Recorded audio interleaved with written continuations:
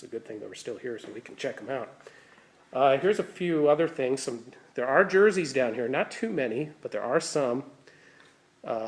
These are from the 1993 season, I believe. And I wrote down whose jersey this was, and now I'm not recalling, but these are from 1993, home and away jersey.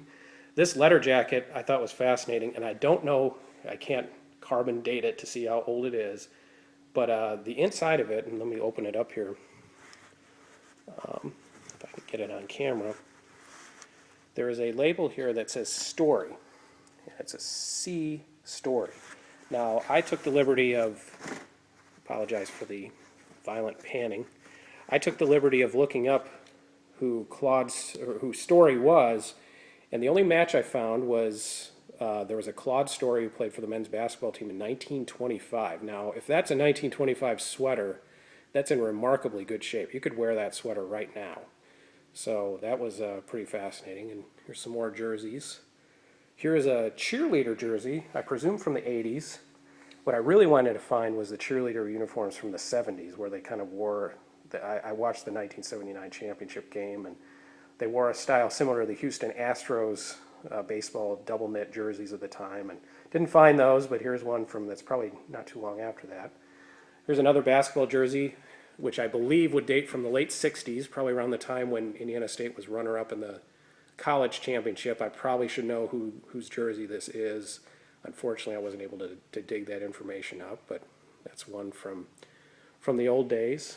Then there's, of course, a lot of file cabinets full of media guides and scorebooks for various sports dating back into, I'll show you the oldest one I found, dating back into the 40s. Here's a Larry Bird bobblehead. I'm not sure when. I saw this box that was labeled Bird, and I was like, wow, I need to check that out, and it was full of Larry Bird bobbleheads. I'm not sure when they gave these out, but it looks relatively recent. Another bird-related thing I found, getting back over here for a moment, was this canister of film that's from, the label says April 12th, 1979, and it says The Larry Bird Show. So those of you watching this video probably know Indiana State and Terre Haute's history much better than I do, since I only arrived in 2004. But it says there are 3 complete shows of The Larry Bird Show, which obviously 1979, that would have been, Larry Bird's time. So fascinating stuff probably within that film canister, no doubt. Some more trophies over here as we move towards the back of the room. These pictures, I'm not going to pull them out. They're giant and they're very heavy. But this one that's sticking out was a picture of the 1940, I believe 48, NAIA team, or NAIB team. That includes Clarence Walker, and Dwayne Clee is in this. I believe that might have been the year after Wooden left. But these were hanging in the ISU arena until recently, and they painted, and now they're down here. I think they have the intention of rehanging those up, but some fascinating stuff there. Moving on, some of the media guides are sitting out loose, and I found this one. It's a 1969 football media guide. And what I thought was fascinating about it is there's a bio here of Chief Wabachi, and that was the first year that the Chief Wabachi mascot was used by Indiana State. And you can't read it, of course, in this film, but it has a long list of the genesis of Chief Wabachi and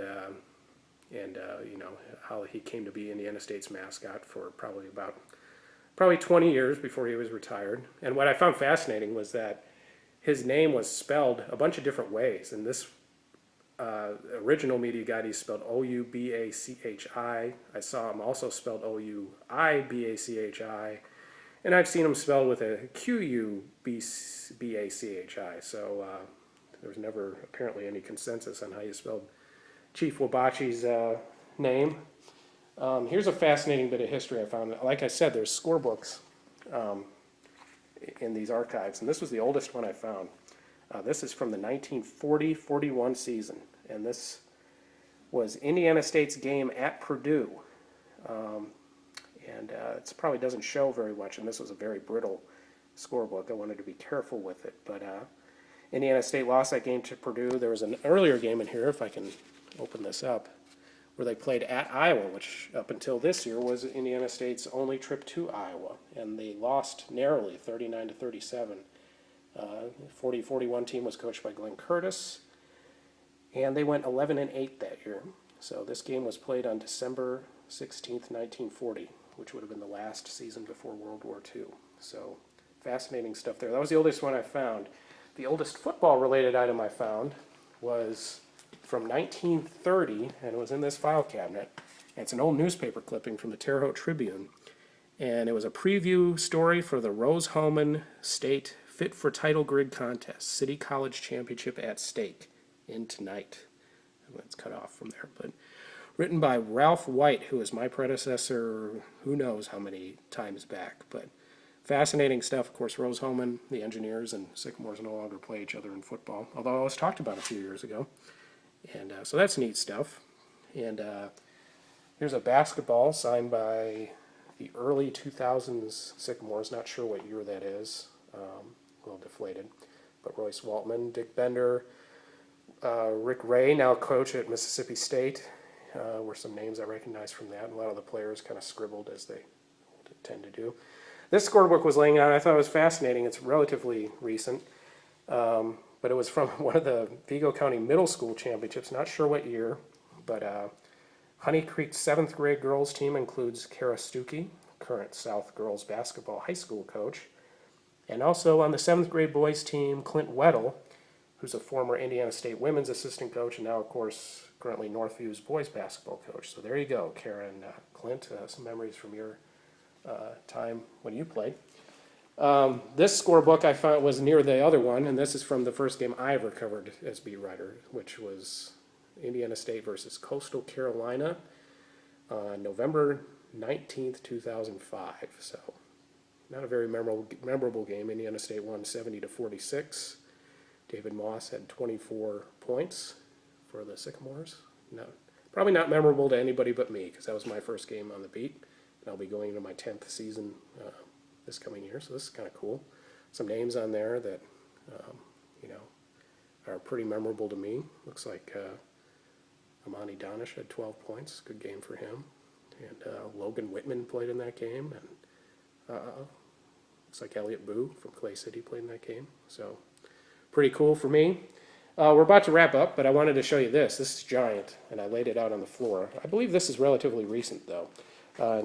Holman Center replaced their banners about 5 years ago, and this is how huge those banners were that hung from Holman Center. This is the 1978 NIT banner. I can't even fit it in the frame, but that's down here, and there's a whole box of old banners. I didn't want to get them all out, but of old banners down here. So that's how big those are. You couldn't even probably hang that in your garage unless you had a big garage. So pretty neat. Up here, I thought this was kind of cool. Here's a schedule placard from the 1986 baseball season. Of course, that's the year the Sycamores went to the College World Series. They were fortuitous enough to include the College World Series on there, so a little swaggy there by the promoters of the Indiana State baseball program. They knew they had a good team, and by God, they actually went to the World Series that year, so pretty neat to find that. So anyway, pan around here. There's more boxes, more stuff. Fascinating. I imagine many Sycamore fans would love to come down here and look through this stuff. And I thank the Indiana State Athletic Department for giving me the opportunity to show all of you where all their history is. And it doesn't look like it, but this is really kind of a museum to Indiana State's athletic history. It'd be neat if somehow it could be turned into a real museum. That'd be wonderful if there was a well-moneyed donor to restore some of the film and clean up some of these trophies and let everybody see them. So anyway, I hope you enjoyed this tour, and thanks for watching. Thank you very much.